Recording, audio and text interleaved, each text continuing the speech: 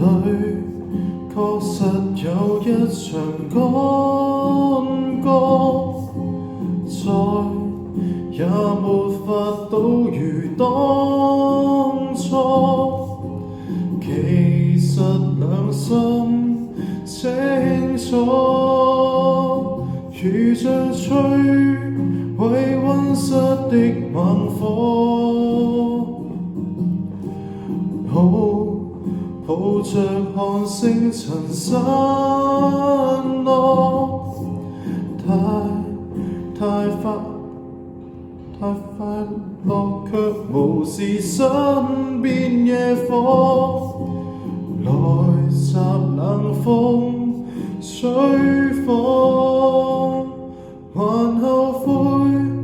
花火燒光沒撲火，再抱擁多次，再挽手多次，再可不可以回到輕吻嘴邊上弱點，回眸彼此心動景致，風箏會旋轉，飄往紅鞋牽手的那年。